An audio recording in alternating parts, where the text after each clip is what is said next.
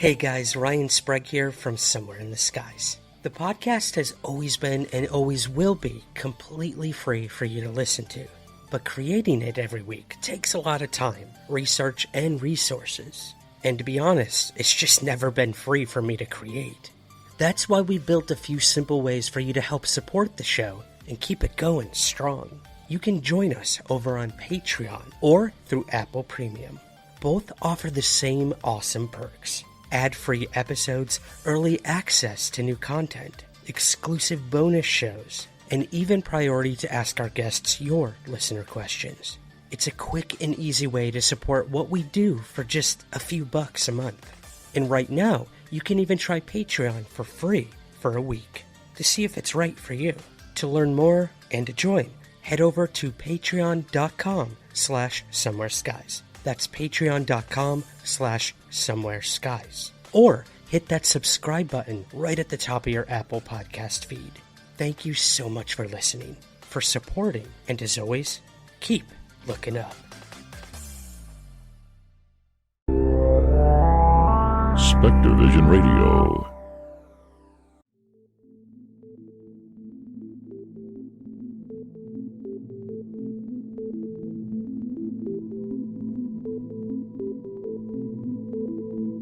The UFO phenomenon is often defined by the cases we hear about again and again. But lurking beneath the surface of UFO history are encounters just as strange, just as compelling, and in some cases, even more unsettling. In this episode of Somewhere in the Skies, we journey into the forgotten corners of the UFO phenomenon to examine 3 encounters you've likely never heard of. Yet ones that continue to leave behind lingering questions decades later. From the eerie wave of unexplained objects sweeping across Idaho during the summer of 1947, to a terrifying close encounter beneath a lonely lighthouse on a remote island off of Uruguay, to one man's life-altering abduction experience in the deserts of New Mexico. These stories remind us that the UFO mystery has always been a far larger, stranger, and more deeply human than headlines and history books often suggest. These are 3 UFO encounters you've never heard of. While our government's official position is not to speculate on this subject, we can choose to let our minds explore other possibilities, to use our imaginations. For if we consider that astroscientists agree on one point, that the possibility of life elsewhere is not only quite probable, some feel it is there without a doubt. Let us suppose then that these objects are real space vehicles, extraterrestrial in origin, and not an illusion of the mind.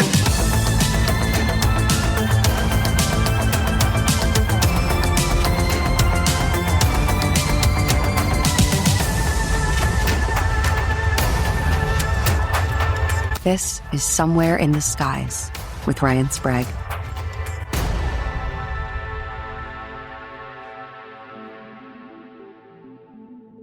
The summer of 1947 has long been enshrined as the ignition point of the modern UFO era, a season when something shifted in the skies above America. It's a narrative most often anchored to both the Kenneth Arnold flying saucer sighting and the infamous Roswell incident. But these were not the only incidents to have occurred that summer across the United States and, indeed, the world. The months surrounding that event were alive with sightings. Discs slicing through the air, objects pacing aircraft, formations darting in impossible patterns and at impossible speeds. Whether these events were connected in any way remains unresolved. But taken together, they suggest something far larger was unfolding, something coordinated, or, at the very least, deeply misunderstood. To understand the weight of one such encounter, we must step away from Roswell and into the rugged terrain of Idaho, where isolation and simplicity defined daily life. In 1947, information did not travel at the speed of light. There were no glowing screens, no viral headlines, no instantaneous sharing of extraordinary claims. In rural communities, even newspapers arrived sporadically, and national stories often felt distant, abstract, or entirely irrelevant. This context is crucial. It means that when witnesses describe strange craft in the skies, they were doing so without the influence of a rapidly spreading narrative. Their experiences were, in all likelihood, raw and unfiltered. Observations of something they could not explain, rather than echoes of something they had already heard. It was against this backdrop that, on the afternoon of August 13th, 1947, a man named A.C. Urey stood overlooking the Snake River Canyon near his Auger Falls trout farm. The day began just like any other. His two young sons, Billy and Keith, were crossing the river in a small boat, a routine task they were more than capable of handling. But something was off. They were taking longer than expected. Concerned, Urey approached the riverbank, scanning the water below, and then, in an instant, the ordinary fractured. A gleaming object tore through the canyon air at extraordinary speed, and at a shockingly low altitude at about 75 feet. And it was close enough to study, close enough to even feel. Urey later described it as resembling an inverted pie plate, roughly 20 feet long and 10 feet in both height and width. It shimmered with an otherworldly sheen, reflecting light as it moved. But what struck him most was not the shape, but its behavior. The craft appeared to move in harmony with the terrain below, rising and falling with the contours of the canyon, as though guided by an intelligence far exceeding human reflex. It emitted a distinct swishing sound as it passed, a detail that would echo in other reports from that very same day. His sons saw it too, each from their own vantage point, their young minds attempting to process something entirely outside their understanding. Though frightened, they remained composed enough to recount what they had seen in great detail. Urey himself did not hesitate to label the experience for what he believed it was. When later questioned, he did not hedge or speculate cautiously. He stated plainly that he believed he had seen a flying saucer. More than that, he insisted others had also seen it as well, and that these people were neither mistaken nor seeking attention. Something real, he believed, was moving through the skies. Decades later, astronomer and UFO researcher J. Allen Hynek, who had worked with the Air Force on Project Blue Book, would examine the case and conclude that the Urey family's testimony was highly credible. Their account was consistent and devoid of any sensationalism. And perhaps most compelling of all, they were not the only ones who saw it. Earlier that morning, just hours before Urey's encounter, Twin Falls County Commissioner L.W. Hawkins had observed two circular objects skimming over the Salmon Dam. Like Urey, he was first alerted by sound, a mechanical, motor-like noise cutting through the air. Looking up, he saw two metallic objects reflecting the morning sun, moving at tremendous speed. When pressed for detail, Hawkins resisted elaboration. He offered only a cryptic remark, quote, "There's something in the air," end quote. And Idaho's skies had already been active in the days leading up to the event as well. On July 4th, 1947, Independence Day, Captain Emil Smith piloted United States Flight 105 out of Boise, bound for Seattle, Washington. Just minutes into the flight over the town of Emmett, his co-pilot spotted something very unusual. 5 glowing objects appeared in the distance. They had no wings, no tails, no visible means of propulsion either. They simply moved, smoothly, deliberately, impossibly. The crew watched in stunned silence, eventually calling in a flight attendant to confirm what they were seeing. These were not illusions. They were solid objects maneuvering with intent. The formation held briefly before vanishing into the night sky at tremendous speed. But almost immediately, a second group appeared. This time, 4 objects. 3 clustered together and one trailing at a distance. as if commanding the others. They streaked past the aircraft and disappeared just as suddenly. The crew later described the objects as disc-shaped, flat on the bottom and rounded on the top, with a noticeable roughness to their exterior. They also believe the craft were significantly larger than any known aircraft at the time. What makes this encounter particularly striking is Captain Smith's own skepticism prior to the sighting. Like many Americans, he had heard of the recent Kenneth Arnold flying saucer sightings, in which Arnold reported seeing 9 crescent-shaped objects near Mount Rainier in Washington. The media frenzy that followed had introduced the term flying saucer into the public lexicon. Smith, however, remained unconvinced. He reportedly remarked that he would believe in such things only when he saw them himself. And on July 4th, he did. And still, the reports continued. On July 3rd, multiple witnesses in Dishman, Idaho, claimed to see 8 objects descend and land on a mountainside near the St. Joe River, moving like falling leaves before touching down. Military aircraft were dispatched from a nearby base, but no further contact was ever made. No official follow-up interviews were conducted, and the event faded quietly into obscurity.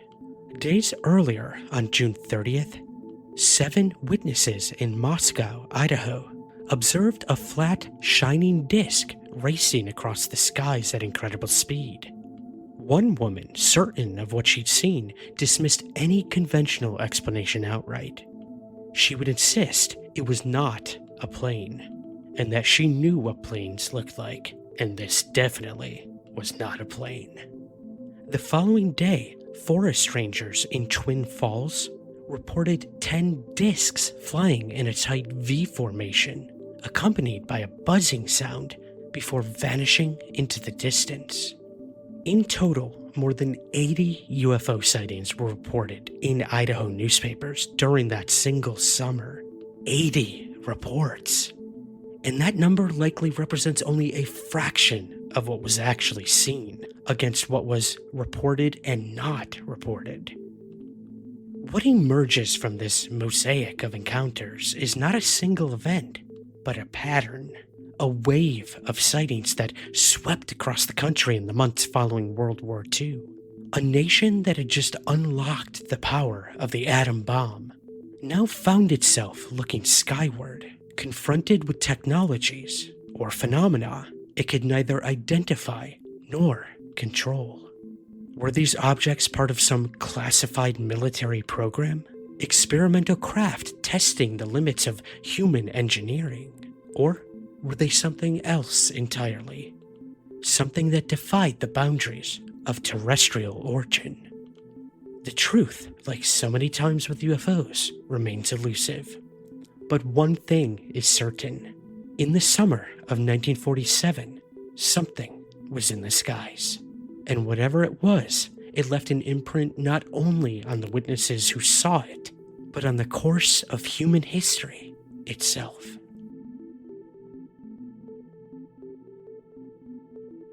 In the late hours of October 28, 1972, on a lonely island where the Atlantic Ocean collides with the mouth of the River Plate, one of the strangest and most psychologically compelling UFO encounters in all of South American history unfolded beneath the looming shadow of a lighthouse. Isla de Lobos, a small rocky outcrop off the coast of Uruguay, was little more than a barren stretch of windswept isolation. The island was inhabited only by a handful of Uruguayan Navy personnel, tasked with maintaining the towering lighthouse that stood watch over the dark waters below. It was a place where silence consumed everything. The crashing waves, the cold sea air, and the endless darkness created an atmosphere that already felt detached from the modern world. Yet on that October night, the isolation of Isla de Lobos would become a stage for an encounter that continues to puzzle investigators more than 50 years later. The incident centered around a young naval corporal named Juan Fuentes. Unlike many UFO witnesses whose stories become embellished through years of retelling, Fuentes was regarded by investigators as a simple and direct man with little imagination and no apparent interest in fabricating tales. That would become one of the most important aspects of the case, because what happened near that lighthouse would trigger not only military attention, but also psychological evaluations, independent investigations, and even alleged interest from officials connected to the American embassy. Just after 10 p.m., 5 Navy personnel stationed on the island were relaxing for dinner, playing cards inside the barracks. Among them was Fuentes, Jose Gomez, Hector Jimenez, the commanding officer Francisco Cascudo, and telegraph operator Jose Lima. The routine of the evening was ordinary in every sense. Nothing hinted that within minutes one of them would experience something so bizarre that it would be etched into UFO history. Fuentes glanced at his watch and stood up from the card game. It was time to perform his nightly inspection of the generators positioned near the base of the lighthouse. He stepped outside into the cold night air and immediately found himself dwarfed by the enormous structure towering above him. The lighthouse stood more than 200 feet high, casting long shadows over the rocky terrain surrounding the generators and service buildings. The only sounds were the distant waves and the hum of machinery. It was in that moment of looking up at the lighthouse that he noticed other lights. At first glance, Fuentes thought they resembled the headlights of a vehicle. That alone made no sense. There were no cars on Isla de Lobos, and certainly none that could have reached the roof of the generator building. Confused and suddenly uneasy, he backed away and returned inside the barracks, without alerting the others. He quietly retrieved his pistol before heading back outside, alone. That decision would later become one of the most discussed details of the encounter. Skeptics questioned why he didn't immediately inform the others, while investigators who studied his personality concluded the reaction was entirely consistent with who he was. He acted instinctively, not strategically. He armed himself first, driven by caution and fear rather than reasoned planning. As Fuentes approached the generator building, the strange lights became clearer. They glowed in multiple colors, yellow, white, and violet, illuminating the darkness around the lighthouse in an eerie haze. He slowed his pace and stared upward toward the source of the lights. That's when he saw movement. Near the object, positioned atop the generator roof, around 20 feet above the ground, stood a figure. Then another emerged. Moments later, a third appeared, noticeably taller than the others. Fuentes estimated the taller figure stood around 6 feet, while the others were around 4 to 5 feet. All 3 wore what appeared to be heavy suits covering their entire bodies. Their movements were awkward and slow, as though the garments restricted them. The beings suddenly turned toward Fuentes simultaneously. Fear and military instinct collided in that instant. Fuentes raised his pistol and attempted to take aim, but before he could fully extend his arm, something stopped him. He later described feeling a strange vibration throughout his arm and his entire body. It was as though an invisible force prevented him from moving. At the same time, he experienced what he could only describe as a thought entering his mind. Not a spoken sentence, but a direct mental communication. He would later describe this communication as saying something to the extent of, quote, "Don't shoot because it's useless," end quote. The message froze him in place. For several moments, he stood paralyzed, watching the figures near the object. Their heads appeared elongated, although investigators later suggested this may have been due to helmet-like coverings, integrated into their suits rather than actual anatomy. The beings themselves did not attack Fuentes or move aggressively. Instead, they seemed focused entirely on returning to their craft. Fuentes watched as the figures slowly climbed back into the object, their movement suggesting they were ascending some sort of steps or a ladder. Once inside, a doorway slid shut sideways across the metallic surface of the craft. The object itself had a smooth, metallic sheen, unlike anything Fuentes had ever seen before. Then, the object began to rise vertically into the air. As it ascended above the height of the lighthouse, a brilliant burst of light erupted from beneath it. In an instant, the craft accelerated away at impossible speeds, disappearing into the darkness of the Atlantic with little more than a low humming sound. Fuentes remained outside staring into the empty skies before finally returning to the barracks. The other men immediately noticed something was wrong. He looked pale and shaken, still clutching his pistol. When he told them what had happened, most of them dismissed the story outright. But Commanding Officer Cascudo reportedly listened carefully and took the account very seriously. That decision would set into motion an investigation far more extensive than most UFO reports ever receive. Shortly afterward, Fuentes was summoned to provide a formal statement before high-ranking military personnel. Unlike the reactions from his fellow servicemen, the officers treated the matter with surprising seriousness. According to later accounts, two individuals described as, quote, special agents from the American Embassy were present during part of the proceedings. After Fuentes gave his testimony, he was allegedly shown illustrations of various disc-shaped craft and asked to identify the one most similar to what he had witnessed near the lighthouse. After this, the event was never spoken of again. At least not officially. But unofficially, it was only the beginning. Independent UFO researchers and investigators throughout Uruguay became deeply interested in the Isla de Lobos incident, particularly because of Fuentes himself. The Uruguayan UFO Investigation Center, known as CIOVI, conducted extensive interviews and psychological examinations on the witness. Their findings were extraordinary, not because they portrayed Fuentes as brilliant or imaginative, but because they portrayed the exact opposite. Investigators describe him as sincere and, frankly, quite simple. They concluded he possessed little imagination and showed no tendency toward fantasy or fabrication. In fact, some evaluators stated he lacked the intellectual sophistication necessary to construct such an elaborate falsehood convincingly. His reactions during the encounter, retrieving his weapon but failing to alert his fellow servicemen, aligned perfectly with the psychological profile established during the testing.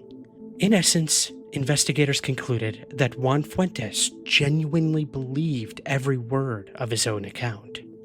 And this is where the Isla de Lobos incident becomes especially intriguing, because it was not the only incident. Hey guys, Ryan Sprague here from Somewhere in the Skies, and I want to tell you about something that feels like it was specifically made for us.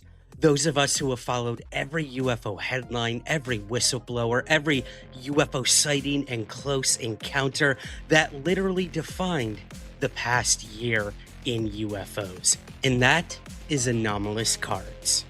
Anomalous Cards are a one-of-a-kind collectible series, capturing the top 100 UAP and UFO stories of 2025. Preserved, documented, and brought to life in a format you can actually hold in your hands. We're talking about 100 uniquely designed trading cards, each one representing a pivotal moment in the unfolding UAP conversation. Every single card is individually serial numbered, making each piece of art a limited historical archive. Not just a collectible, but a timestamp of disclosure in motion. And here's where it gets even more exciting. You can collect the full story your way. Grab a complete factory set and own the entire timeline of 2025. Or dive into the thrill of discovery with cello packs and boxes, each containing the chance to uncover exclusive Heroes of Truth insert cards. spotlighting the individuals pushing this mystery into the light. This isn't just memorabilia, it's a curated record of one of the most important years in UAP history. Head over to letsgetanomalous.com right now to grab your set or packs. And for Somewhere in the Skies listeners, you get an exclusive promo code right now for 15% off your order. That promo code is Somewhere15. Again, go to letsgetanomalous.com and use the promo code Somewhere15 for 15% off your order. Because the UFO story is still unfolding, and now you can collect it all with Anomalous cards.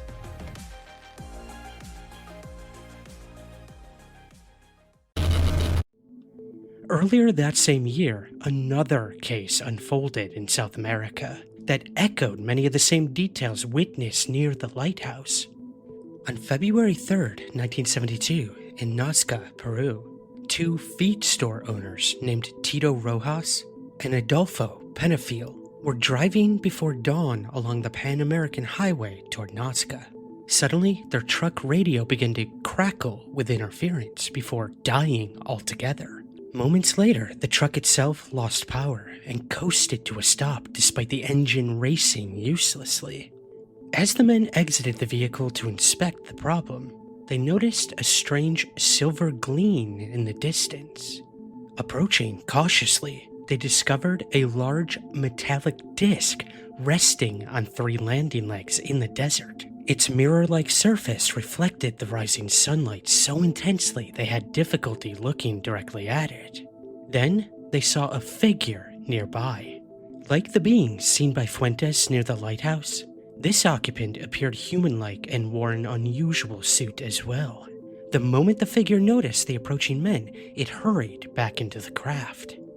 Seconds later, the object lifted into the skies, accompanied by a distinct metallic whining sound, before vanishing at tremendous speed. When Rojas and Penafiel returned to their truck, both the engine and radio functioned perfectly again. The parallels between the two incidents are impossible to ignore. The metallic disc-shaped craft, human-like occupants, mechanical interference, abrupt departures upon discovery, strange sounds accompanying the takeoff. Even the emotional tone of the witnesses seemed remarkably similar. Both encounters involved ordinary working men in remote locations, suddenly confronted with something that seemed simultaneously technological and utterly alien. And perhaps that is what makes the Isla de Lobos lighthouse encounter endure so powerfully. It was not simply a story about lights in the skies. It was an intimate confrontation between a lone witness and something tangible standing only yards away beneath the towering beam of a lighthouse. The setting itself feels almost cinematic. A remote island surrounded by darkness. A solitary serviceman approaching mysterious lights. Silent figures moving slowly atop a generator building while the waves crashed below. And even decades later, the images remain haunting. Because whether one believes Juan Fuentes encountered extraterrestrials, an unknown military technology, or something else entirely, the emotional authenticity of the case continues to resonate, and when placed alongside similar encounters throughout South America and beyond, the Isla de Lobos incident begins to look less like an isolated anomaly and more like one fragment of a much larger mystery, a mystery that continues to unfold quietly all around the world.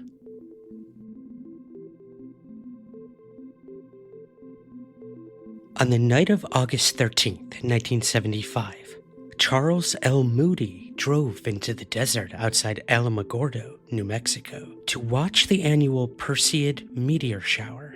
A Vietnam veteran businessman and amateur astronomer, Moody was considered practical and grounded by those who knew him. According to Moody, the evening began peacefully. He parked along a remote road in the desert to observe meteors away from the city lights. At some point during the night, however, he noticed an unusual glowing object moving through the skies. He became alarmed when the object began maneuvering in strange ways. The object appeared to descend towards his location. Moody described it as intensely luminous, making its exact shape difficult to determine. Eventually, he rushed towards his car in an attempt to leave the area. As he tried to drive away, Moody later reported hearing a buzzing or humming sound accompanied by a strange sensation of mental pressure. Then his memory abruptly stopped. The next thing he remembered was driving further down the road. Disoriented and confused, he checked the time and realized more than an hour had passed. He couldn't explain the missing time or recall what happened during it. At first, he attempted to rationalize the experience. He wondered whether he had blacked out or maybe even fallen asleep. Yet the emotional intensity lingered. Over time, he began experiencing disturbing flashes of memory involving strange humanoid figures, bright lights, and medical procedures. Seeking answers, Moody eventually contacted UFO researchers and agreed to undergo hypnotic regression. During the 1970s, hypnosis had become increasingly common within UFO investigations, following the highly publicized Betty and Barney Hill case. Investigators believed hypnosis could recover memories hidden by trauma or suppression, though critics argued it often introduced suggestion and false recollections. No matter the case, under hypnosis, Moody described a far more detailed encounter. According to his recovered memories, he had been taken aboard the object by small humanoid beings. He described them as pale, expressionless, and distinctly non-human, with large, dark eyes and oversized heads. Inside the craft, Moody reportedly encountered smooth metallic surfaces, curved walls, and bright, sterile lighting. The environment appeared advanced yet strangely minimalistic. He recalled being placed on a table where the entities conducted some type of medical examination using unfamiliar instruments. He described feelings of helplessness and vulnerability throughout the experience. At the same time, he said that the beings did not appear openly hostile. Their demeanor felt clinical and emotionally detached. Another major feature of the account involved telepathic communication. Moody claimed the entities communicated directly into his mind rather than speaking verbally. He also described an altered sense of time aboard the craft.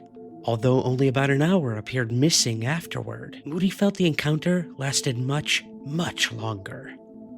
Eventually, according to his hypnotically recovered memories, Moody was returned to the desert near his vehicle and released. He regained conscious awareness while driving away, initially unable to remember what had happened. The emotional aftermath deeply affected him.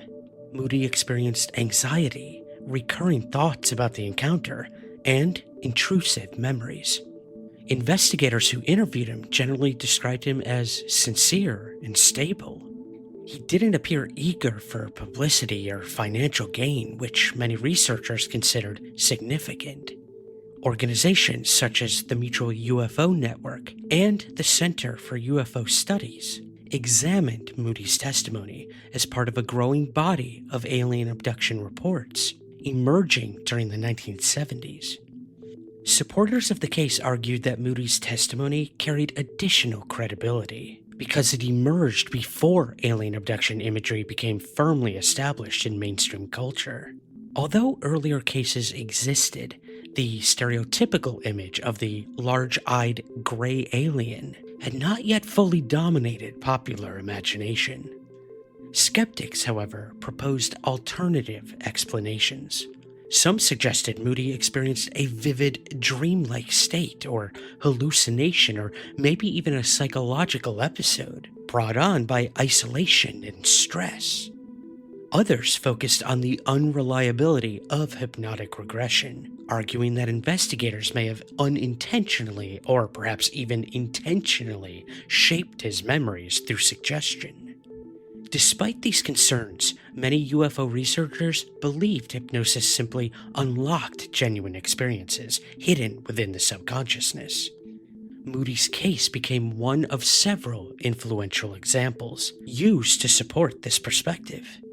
By the 1980s and 1990s, alien abduction narratives had become deeply embedded within American culture.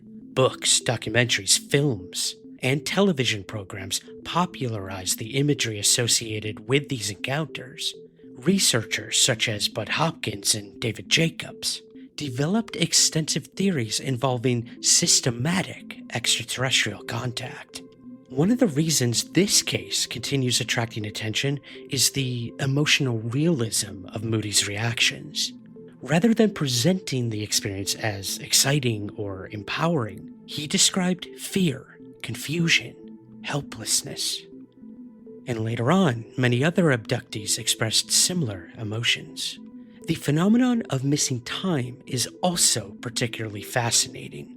Witnesses across numerous UFO cases reported unexplained memory gaps after sightings of strange objects or lights in the sky. Under hypnosis, many later described encounters involving entities or even these examinations of sorts. But again, skeptics countered that memory gaps are common human experiences. It can easily become shaped by suggestion or cultural expectation. Yet supporters argued that the consistency of themes across unrelated witnesses pointed towards something more profound. For believers, Moody represents a credible witness who encountered something genuinely extraordinary. For skeptics, he was a sincere man whose memories became shaped by psychological processes and hypnosis. But then there's the setting. The deserts of New Mexico have long been associated with military secrecy and UFO folklore, especially when it comes to the Roswell UFO incident. And then there's the isolation, the darkness, and the proximity to classified installations. And this only fueled speculation about unexplained aerial phenomena in this area of the United States. Moody's military background also influenced perceptions of credibility. Throughout UFO history, testimony from military personnel, pilots, law enforcement officers, all of these different things have often received greater attention because such individuals are assumed to possess observational discipline. No matter the case, investigators consider Moody deeply sincere. And while sincerity does not prove extraterrestrial involvement, it complicates simplistic accusations or even the possibility of hoaxing. As decades passed, the Charles Moody abduction remained an important case within UFO research, but it still is not that well known. And while maybe unknown, it does endure, because it exists in a space where certainty becomes impossible. No explanation fully resolves every aspect of his testimony. Believers see evidence of ET contact. Skeptics see psychological interpretation shaped by the hypnosis. But in recent years, renewed public attention toward UAP or UFOs has revived interest in historical UFO cases. Ultimately, the significance of the Charles Moody case lies not only in whether aliens visited Earth in 1975, but in how profoundly the experience affected the witness and those who later studied it. A man entered the desert expecting to watch meteors streak across the night skies. Instead, he emerged carrying memories and questions that would follow him for the rest of his life. Nearly 50 years later, the mystery remains unresolved. Whether viewed as evidence of alien contact, a psychological anomaly, or a modern myth shaped by fear and uncertainty, the Charles Moody abduction continues to occupy an important place within the history of UFO phenomena.